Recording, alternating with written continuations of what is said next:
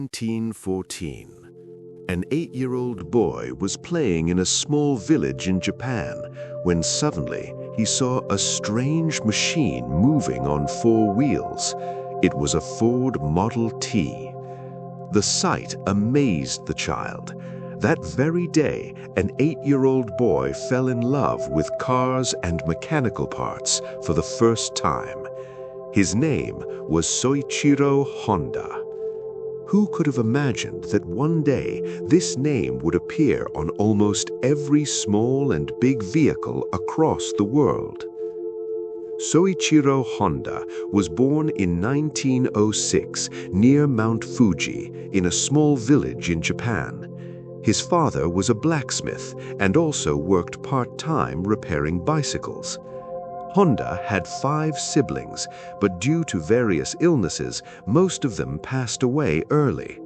Because of this, his parents had high hopes for him. Honda had little interest in school, but he was deeply fascinated by machines and bicycle repairs, and often helped his father. At the age of 16, Honda saw a job advertisement in a newspaper. A famous automobile service station in Tokyo called Art Shokai was looking for technicians. Honda wrote a letter applying for the job, and fortunately, he received a positive reply.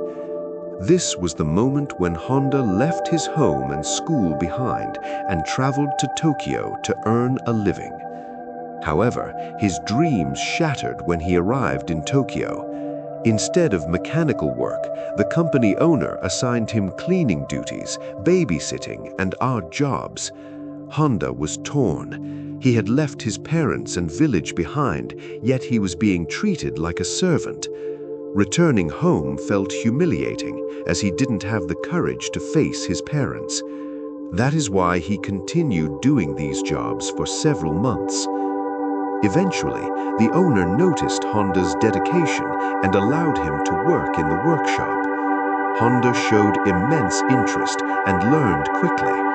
Within a few months, he gained deep knowledge about vehicles and their parts. During this time, Art Shokai built 2 race cars using used engines.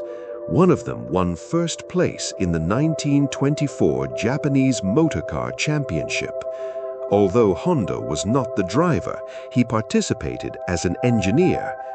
That event changed his life forever. From that day onward, motor racing became Honda's religion. Honda continued working at Art Shokai for several years, gaining experience. In 1928, at the age of 22, the owner decided to open a new branch in Hamamatsu and appointed Honda to manage it. Honda started the new branch with just 1 worker and within 2 years expanded it to 30 workers. He became a brilliant mechanic and a racing driver. He designed a race car capable of reaching 120 kilometers per hour, breaking all previous records. This record remained Japan's highest speed record for the next 20 years. The value of Honda in his employer's eyes increased tremendously. Honda dreamed of opening his own workshop, but fate had other plans. In 1936, during a race, Honda suffered a terrible accident. He survived, but his left arm fractured, his shoulder dislocated, and his face was badly injured. He felt his life was over. He could neither race nor work as a mechanic. After months of recovery, Honda requested his employer to stop repair work and proposed starting a spare parts manufacturing company instead. The idea was rejected immediately. The owner was already making profits and did not want to take risks. So Honda decided to start alone. In 1936, at the age of 30, he founded Tokai Seiki Heavy Industry with a friend, appointing his partner as president. Honda had no investment. During the day, he worked at Art Shokai. At night, he tried to make engine pistons on his own. Months passed with no success. He became weak due to exhaustion and constant failures. Determined to improve, he enrolled in a university to study metallurgy.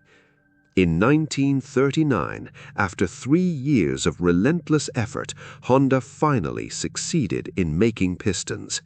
He quit his job and focused full-time on manufacturing.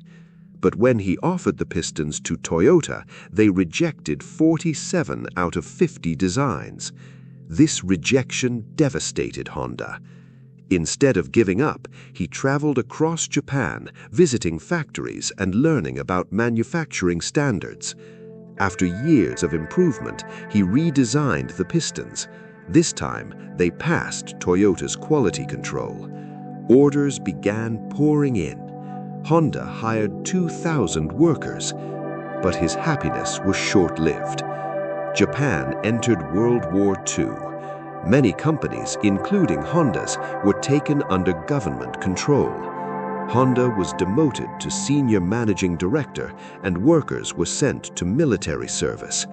In 1944, an air raid destroyed his factory completely. Then came 1945. 2 nuclear bombs shattered Japan. Honda lost everything. He sold his company to Toyota for 450,000 yen and once again became jobless. Japan was facing extreme crisis, economic collapse, food shortages, inflation, and fuel scarcity. Public transport was near impossible. One day, Honda found a small engine used by the Japanese Imperial Army for wireless radios. An idea struck him. He attached the engine to a bicycle, creating an affordable transportation solution. People loved it. Demand grew rapidly. Honda designed his own engine, and for the first time, the Honda logo appeared on a machine. With no capital for mass production, he wrote an open letter to 18,000 shopkeepers. 3,000 responded positively and even paid in advance. Within 3 years, Honda launched a motorcycle called the Super Cub, which revolutionized the market. In 1958, Honda surpassed Harley-Davidson and Triumph in the American market. Honda entered racing again, using competitions as a marketing tool. In 1962, Honda won first place in an international racing competition. By 1960, Honda became the world's largest motorcycle manufacturer. By 1968, they had sold 10 million units. At the age of 62, Honda achieved success, but one dream remained: manufacturing cars. Despite heavy competition, Honda persisted. After failures like the T360 pickup and S500, success finally arrived in 1972 with the launch of the Honda Civic. By 1980, Honda became Japan's third largest manufacturer. Within a decade, it ranked third in the world. Today, Honda produces cars, motorcycles, boat engines, aircraft engines, and power tools. Soichiro Honda retired in 1973 and passed away in August 1991, ending an extraordinary journey. If you enjoyed this story, don't forget to like, share, and comment. Thank you for your love and support. See you in the next amazing video.